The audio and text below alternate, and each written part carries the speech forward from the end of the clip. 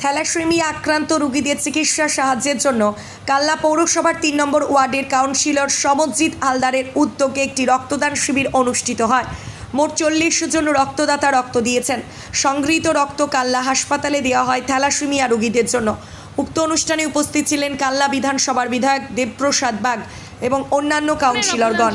কতজন রক্ত দিল? ৪২ জন রক্তদাতা রক্ত দিয়েছে। আমরা প্রত্যেক বছরই এই রক্তদানটা সান্ধ্যকালীন করি এবং রক্তর যে আকাল সেইটা মেটানোর জন্য আমরা বিভিন্ন জায়গায় ক্যাম্প করি, কিন্তু প্রত্যেক বছর এটা একটা স্পেশাল ক্যাম্প আমরা করেই থাকি।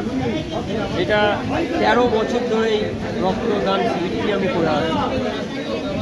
এটা কাল্লা মহকুমার ব্লাড ব্যাংক, আমরা সেখানটায় আমরা এই রক্তটা আমরা তাদেরকে দিলাম। থ্যালাসেমিয়া যে সমস্ত আক্রান্ত রোগী আছেন তাদের প্রত্যেক কিছু রোগী রক্ত না দিলে তাদের জীবনটা সংশয়ের মধ্যে থাকে। আমরা তাদেরকে উদ্দেশ্য করেই আমরা এই রক্তদানটা শিবিরটা করে থাকি এবং তাই আমরা আজকে ৩১শে আগস্ট ৩ নম্বর ওয়ার্ড তৃণমূল কংগ্রেসের উদ্যোগে আমরা এই রক্তদান শিবিরটি করি।